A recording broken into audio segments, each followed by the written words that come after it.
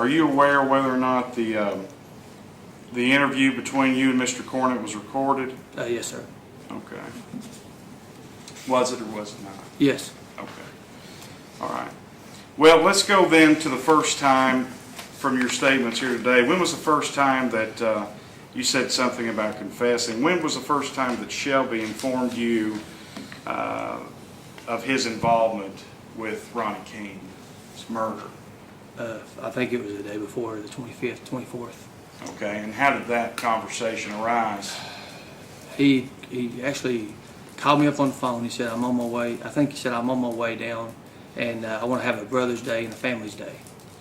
And I said, that's cool. I said, that's real nice. I mean, he just had got a job. You know, he was married, and I thought everything was going good. But after I started talking with him, and he was saying he was wanting to go to Everett's and get the family, and just he had a bag of presents for them, and something in his voice just triggered, and it, you know, just instincts, and I just started realizing things, and I drew a timeline up and started putting pieces together of what I know to what happened, and you know, from the internet really, and just as he's telling me things, he was like, well, I want you to meet. He said, that file you've got, he said, you used for a mask or something. He said, I need you to bring that. And I forgot about the file, and of course I met him at Walmart in Corbin, Kentucky, and he asked, first question he asked me, he's like, did you bring the file? I was like, no, I didn't bring the file. And he said, oh, we really need that God blessed file, and I really don't want to go to Lowe's or wherever to get one.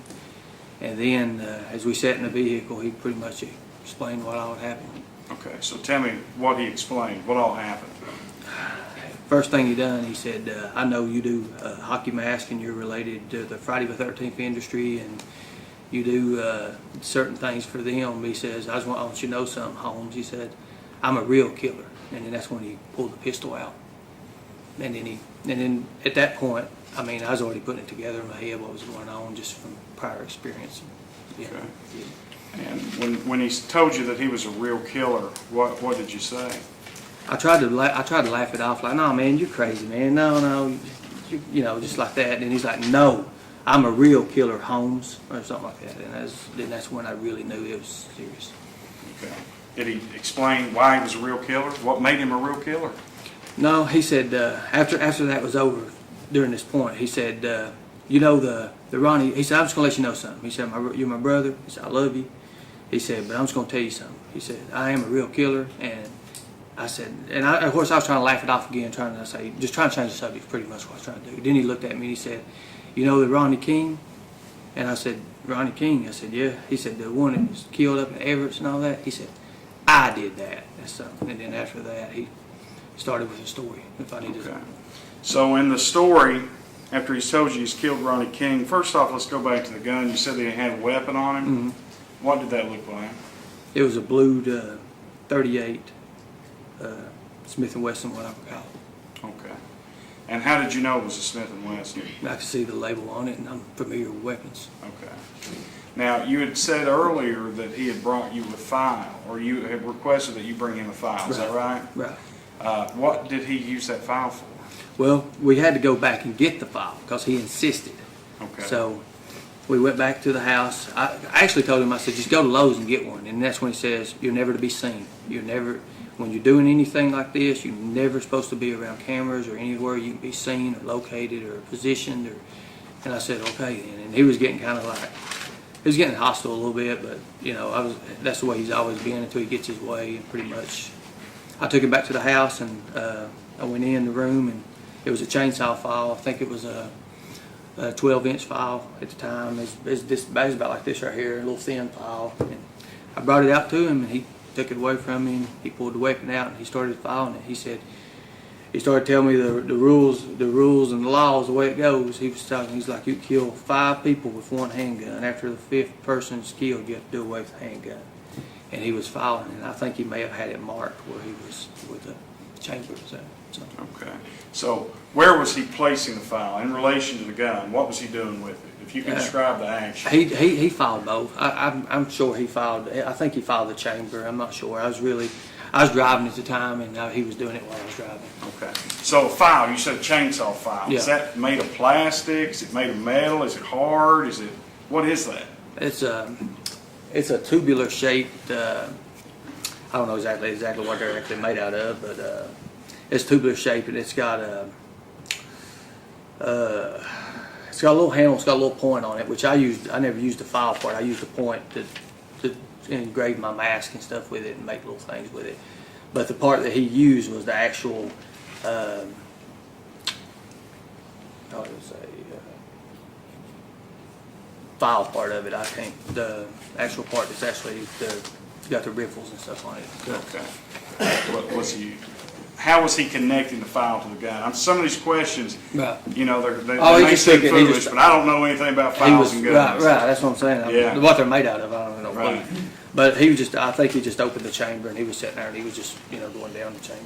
So he was filing the He chamber. was filing the weapon, yeah. Okay, all right. Let's move back then. You said earlier that at some point he started describing to you the killing, the murder. Did he inform you how he entered Ronnie King's house? How did he get in? He told this story that he said there was because he kind of was skipping bits and pieces of it, and then I pretty much was asking a few questions on making him stay on subject because I could put a timeline even further because I already had started. I mean, I'd already had suspicion, and as he's told the story. He said Ronnie was on the phone with his mother, and he said, "Mom, Kevin's supposed to come by. Kevin or Tim or somebody's supposed to come by, and later on." And he said, pretty much, there was a knock on the door after that. He said, "Oh, Mom, it's Kevin, it's Kevin." And then he hung the phone up. And then when he said, "Who is it?" They said it was Kevin. He said it was Kevin. So that's okay. So that's Shelby told you that he heard Ronnie King on the phone tell somebody. You don't know who that was, right? his mother. He His said he was on mother. the phone with his mother. He could hear him talking.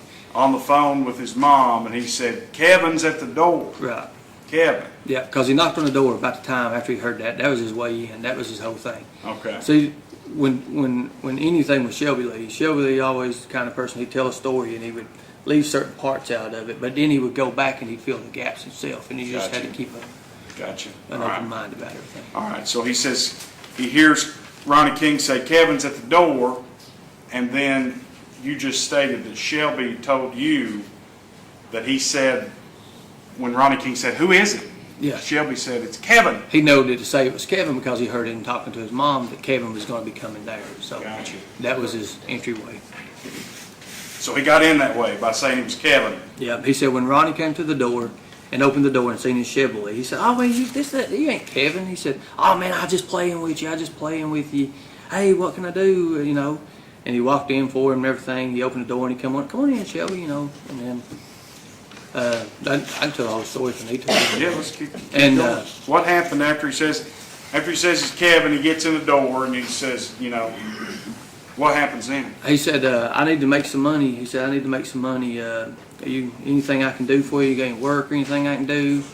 And then Ronnie said, "No." He said, "No, Shelby." He said, "You can. I ain't really got nothing at this time," or something like that. And Shelby said, "Well, can I do anything, for you?" And handed it to him. And he said that Ronnie said that, yeah. He said, "You can give me head or something for $20 or $30. I forget." But he jumps on the bed and puts his arms behind his head. Okay. So he's gotten in the house, Shelby, Yep. and he's asking Ronnie for money. Right. And he says, "Yeah, you can do Sexual favor. a sexual favor for $20 for me. Right. I'll give you $20. Yeah. Okay. So then what did Shelby tell you happened? He said Ronnie jumped on the bed and put his hands behind his head and just rested up on the pillow. And Shelby said that he looked through the room and he noticed he seen a shotgun or something in the corner. And about the time he seen that shotgun, he had his hand coming out of his pants where he had the gun. And then he said he looked back at Ronnie and he said Ronnie had already had him beat to a weapon. Ronnie already had a weapon.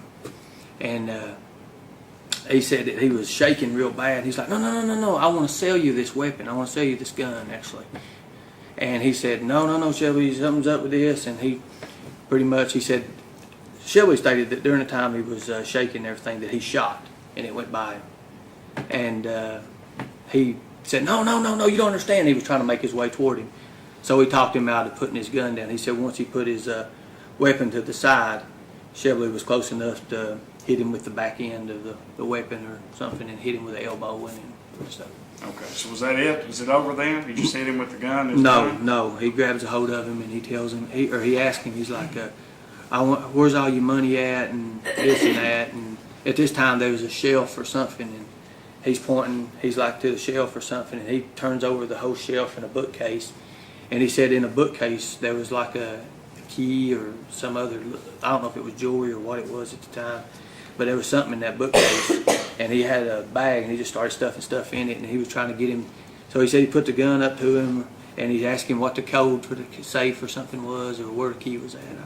I don't know. I can't recall that. Okay.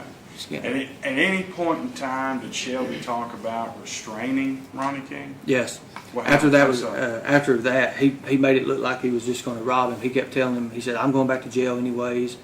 I can't stand this. I can't live this kind of life." And he says, "I tell you what I'm gonna do. I'm just gonna tie you up, and I'm just robbing you, and you know, my life's already ruined." So I guess he coerced him into thinking that he was just gonna rob him, but he was gonna tie him up. Okay. How did he tell you tied him up? He said he used duct tape and zip ties. Duct tape and zip ties. Where did he tell you he duct taped him? He set him in a chair. He said he set him in a chair or something, and he was duct tape, and he was trying to duct tape him. And he said that Ronnie kept moving and breaking, and he said finally he got the zip ties, and he's zip tying him. And he never really mentioned the placements of the zip ties. He just said, you know, figuratively speaking, zip ties. Yeah. And as he's taping him up, he got to where his mouth was at, and he was getting ready to start taping it. And he said Ronnie started moving and didn't want to, because he couldn't breathe. Obviously, he was just gonna some way like suffocate him. And he said he just started. He said his dying adrenaline was kicking in, and he was breaking stuff loose. And he said he looked at me. He said, "Never before have I ever had anybody break loose from duct tape and 7 zip ties." That's what he said. Shelby said that about Shelby Ronnie said King. So as Shelby's telling you that he's duct taping Ronnie King's head and mouth and coming up over his nose, Ronnie King starts to break free. Yes, his adrenaline kicked in, and he was starting to move and break free. And Shelby said he went through the house looking for a hammer to knock his brains out with it. And he said he couldn't find a hammer, and then he finally found that pillow, and he said he tried to finish doing it, and he said he was coming up out of it. He said he put the pillow over his head, and he said Shelby had a little motto back then. I don't know if he's still true to this day, but it was everybody has the expiration date, and he's the stamper. And he had a reason for everybody to be, you know, why he was doing it to them. And like even members of my own family or our own family, he had reasons that he wanted to, you know, go forward with. But anyways, he told Ronnie, he said, "You remember my son and Tabitha, they lived in your apartments and everything." He said, "Your apartment had mold or something in it and you didn't do nothing about it. My son ended up in the hospital." And he said, "That's your reason to die." And he said he put the gun over the pillow, and he said he pressed really, really hard. And he said as he's doing it, he said, Ronnie said, "They can live there for free. They can live there for free." And he said, "They don't live there no more, motherfucker." And bam! And that's what he told me. Okay, so bam. I mean, I think that I know what you mean by bam. Yes, but unfortunately, you know, this is a court of law, and we have to be specific. What do you mean by bam? He shot Ronnie. Did Shelby Shell, your brother, Shelby shot Ronnie. tell you Yes. that he shot Ronnie King? Yes. Did he tell you that he killed Ronnie King? Yes. And he told you that he did that by placing a pillow over his head, mm-hmm. and then putting the pistol on it, Mm-hmm. and shooting him. He didn't say whereabouts the pillow was placed, though. He just said he put a pillow over there, and he put the weapon close to the pillow, and he pressed down really, really hard, and he shot him. And shot him. Then what happened? What did he tell you happened next? He said after he shot him, he went around and making sure he didn't leave any kind of, or no, after he shot him, he said there was a big puddle of blood or something, and he went to turn around, and he slipped in the blood. And he went back out the door. When he went back to the door, he said I think he said he was walking up the tracks or something. He remembered he left his fingerprints or something on the blinds, but when he first come in. and he had thought somebody pulled up in the yard or what drove by the house or something, and he had put his hands before he put gloves on or something in a way. That's what he told me. I don't know if it's significant on it, but he said then he went back and he knew that he'd actually forgot what all he touched, the doorknob, the door handle, and all that, and he said he just had to burn the place. Okay. Did he tell you how he burned it? I can't recall exactly where he said he started at. But he did say he burnt the place. But he said before he burnt the place, he went back where Ronnie was at because he said the gunshot was still or something in his ears and it was deafening him. And he thought somebody had come in the door because it was open. When he left, he said he thought it was closed. And he got behind the wall and he said, I thought he was kind of saying he's paranoid or something like that and he's hearing things. But he said it was where the gunshot had went off and it was in an enclosed area and it just deafened him. And then he says he goes back to where Ronnie was at and everything. He said he knelt down and he talked to him. That's what he said. Okay. So, and then I asked him, I said, how do you, I think I even mentioned, I said, he was dead at this time. He's like, yeah, but after I got finished with him. And then he said, that's it. That he never told me no more specifics or anything about it. Okay. Now, concerning the fire and the burning, did he tell you why he did that? Why did he do that? He said that he had to burn the place because his fingerprints and just to get rid of all the evidence. So he was trying to get rid of evidence by burning Ronnie King's house. Mm-hmm. Okay. Now, did he say anything about what he had taken from Ronnie King's house to you? He said there was jewelry. I can't remember exactly the amount of money that he had said he took. I thought it was something like $487 or something he'd said. But it was jewelry and some old, I think he said he had some old money or something like that. Old rings? Yeah. Did you ever see any jewelry or anything that he had said he had taken from Ronnie King? I had seen like a fragment or two of it prior or after that. I recalled I'd seen what I thought was it. I can't really be sure if it was really it or not. I know that he stated that he had the jewelry on him in a black bag. That's, okay. Was the jewelry beaten? Yes, it was crushed up and beaten at the time I seen it. The pieces I seen. Did he tell you he'd done that, found it that way, or that he'd done that to No, he done it. I think I'm not sure if there was a ring or had initials or something on it or something that you could still make out some kind of form of. It was a bigger piece of the metal thing that I recall seeing, and I knew because there's a little bitty bag of it he had. Okay. But I never really got to sit there and observe it and look through it or nothing like that. But he told you that's what came from Ronnie King's? Yeah. Yes, sir. And it was beaten up jewelry? Yes, sir. Okay. Do you recall telling the detective that Shelby had $60-some on him?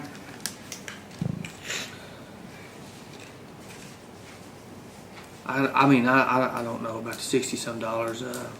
Okay. I think he stated that he had money when we went through Burger King after that, I think. Okay. So at this point in time, are you telling the detective this statement? What's that? Were you telling the detective what you're telling us now? Yes, sir. Did you tell Yes, sir. the Yes, sir. detective? At that point in time, as you're telling the detective what you're telling us now, okay? Mm-hmm. Did Shelby still have these things to your knowledge? To my knowledge, he did. Okay. All right. Now, you're in Corbin. Let's go back to you being in Corbin with Shelby, okay? Okay. Did you guys ever come into Harlem together Yes. after that? Yes. And before you'd spoken to the detective? Yes. So we were limiting the window when this was, right? Yes. Right around that February 25th, 24th period? 24th. Okay. The All right. 24th is what it was. Okay, so tell me about coming to Harlem. What was the purpose of that?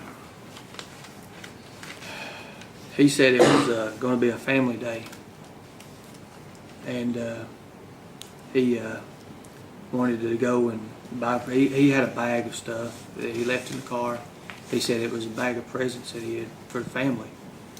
And later on, we found out there wasn't a bag of presents, but he was telling me rules about the game on how you do it and get away with it, and And he said, rule number one, don't never be seen, don't never make no stops nowhere.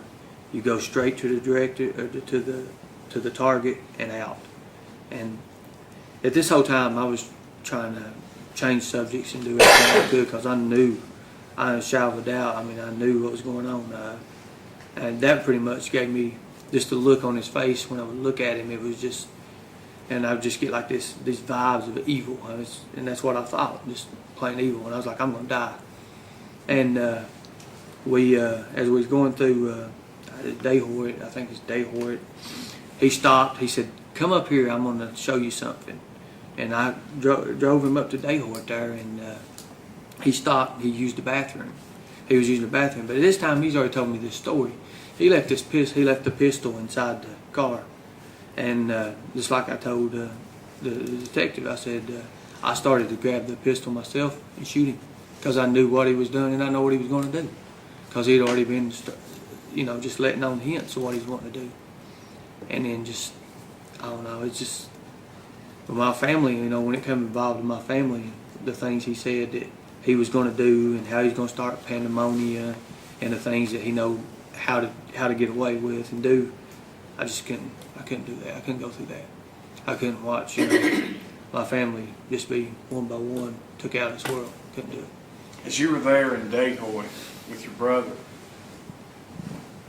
were you fearful? I was very scared. I mean, I've been a bounty hunter for, at that time, 12 years, and I mean, I'd seen things before, but nothing like this, and putting myself in a situation where I'm in it. When he was out and he was using the bathroom, I really thought he was going to kill me. I really did. Because after he got back in, I said, just make me one promise. And he said, what's that? I said, just promise me if you're going to kill me, you don't shoot me. You give me a fighting chance. And he looked over and he laughed. He said, nah. He said, I couldn't do that. He said, you know too much of that martial arts shit. And I said, yeah. And then I knew then it was. Okay, so what happened after that? We drove to my mama's house. We directly to my mama's house, and it was I recall it might have been a Wednesday night, because she had church, and as we was going up the driveway, my uncle Bruce stays at my mama's house, and he put 3 shells. He turned the chamber, and he put 3 shells in the chamber of that pistol, and turned it around and locked it in where the first one would actually go off, and it went nuts spinning. He put it to where the shell would go off. And I said, what are you doing, Shelby? And I started thinking in. I counted 3 shells. My mama, Bruce, and me. And that was what came to my mind. I knew then something had to be done. So we were going up the hill. I got his mind off something. I can't remember what I told him. He laid the gun in. And I was looking back, and I said, what is this bag? Because I knew then something was really, really up. So when I reached back, I think I reached back to try to move the bag or something. And he put the gun down, and he went, no. So I was like, kept going, because I was drawing his attention off of it. And I kept reaching back like I was going to get that bag. And then when we pulled up and we parked in my, down below the hill there. There's like a little spot right beside my Uncle Joe's. And we parked there, and he got out. I said, I'll just go look this bag up fast. He got out and run. Well, the gun was there, so I got out of the car. When he opened that door there, and he already had it, he'd already shut the door and got his bag out, and I'd hit the lock button, and he said, no, I need to put this back in. Then I knew he was going for that gun. He was wanting to, but the door was locked, and I wasn't doing that. I said, dude, what's wrong with you, man? I said, wait, why are you trying to do that? So I had to kind of start thinking like what a criminal would think like, and just years of experience and knowing how to kind of like deter situations. I kind of start saying, dude, it's the end of the month anyway. Ain't nobody got no damn money. Oh, man, you're right. We need to do this. And that. So anyway, we went to my mama's house, and my brother tried his best to get her to ride with us to church so we could take her to church. And I said, no. I said, Dub's already coming over, and she rides with him. And it was right at church time. And I finally confessed, and I tried to give hints to my uncle what was going on, but Shelby would follow me everywhere I go, and I was sitting there like, Bruce, and Bruce was asking some crazy questions. I thought he's getting ready to get killed, Because he was like, well, what are you boys doing up here? There's some reason you're up here. There's some reason that you're up here. Something's going on. And I was sitting there like, you idiot. And I was trying to give him facial expressions to shut up. Because, and you know, I tried to let off numerous hints, but I couldn't. And finally got Shelby back out of there, and then we pretty much got him to leave and everything. But when we got back to Harlan, he was chanting. He was like, you know, all these lawyers, you're friends with all these cops. They're your buddies. They're your friends. You know, Russell Allred. You know Johnny Turner real good. You know Jeff Brock. You know Henry Johnson. They've got money. You're going to take me to their house. I said, Chevrolet, I said, I've not been in Harlan over 4 or 5 years, man. I don't know these people no more. I mean, I know them as acquaintances, in which, you know, I do know them, but I don't know where they live and, you know, where their residence or nothing's at. And he's like, yeah, you do too. And he says, all it's going to be is you're going to take me to their houses, and we're going to run up, and I'm going to knock on doors. As soon as they open the door, I'm going to barge them in, and I'm going to take their money, make them give me their money. And he says, I'm going to kill them. And that's what it was. And I said, Shelby, why are you doing this for? What is it? I said, because Shelby, at the point when he got out of prison last time, he did not do no drugs. And Shelby was a real bad drug addict. And he said he don't do drugs no more. His new high is killing him. And that's what he said. That's exactly what he said. So who was driving the car? Me. You? Yeah. And at some point, do you start heading out of Harlan? Yes, sir. Okay. And when you're heading out of Harlan, does something happen at that point in time? Did you inform the detective? Yes, sir. What happened when you're heading out of There Harlan? was a girl with her it looked like about a 2-3-year-old son, was walking around. I think she had a Coach purse or some kind of a purse, because it had the big old C's or something on it. And I think he seen that, and he said, damn, what a lick. I said, what do you mean by that? He said, damn, what a lick. I was like, well, this fool's come to his senses. That's what I was thinking, you know. I just thought he was a big phase and stuff. And it's right at the Huddle House where the lights are at as he's coming out. And, you know, the road that comes around, and there's like the four-way there. And the lights are there. And I was sitting there looking, and I thought there was an undercover cop behind me, a couple cars behind me. It was an old gray Crown Victoria, and I was like, well, that's an undercover cop. If anything happens, I can, you know, do something and get attention and then go from there. But he rolled the window down, and he said, after he said, damn, what a lick, he said, he pointed a gun at. I said, well, what are you going to do? He said, it's just going to be pop, pop, pull over. And I said, what are you going to do, Shelby? Let you shoot it twice? He said, no, it's going to be pop, pop. He said, the first one's for the kid. And when he said that, it really, I mean, it hit my head hard. It was like, I mean, I took oaths and stuff before in the past, and I was like, why the kid? He said, that way I don't have a chance to grow up and go to hell. And so did you keep driving? No, yes, I was driving, but it was coming closer, and as he put the weapon down, his funny bone was like right on the end of the thing, and he had the pistol. And the girl, I don't know why she didn't move, but she's like, and she could see it, and I seen him lay the hammer back, and I was watching his hand pull that, and I said, I got to do something. And I stomped the gas, and I about got T-boned, and I tried to get T-boned. Yeah. And as we was going up and everything, he was like, man, what'd you do? And he looked at me and said, thank you, brother. And I said, what's wrong with you, you fool? And he's like, man, I can't believe that. And I said, what's going on? And he said, I didn't have enough. He said, I want to thank you, man. He says, I didn't have enough ammunition. There's too many witnesses. So, as we was going back up, we got pulled over on 119. I can't remember the location. There was a roadblock, and Danny Cottle and I can't remember the other Who's officer. Danny Cottle? Who's Danny Cottle? Danny Cottle was a state trooper. State trooper. So there's a roadblock of state police officers.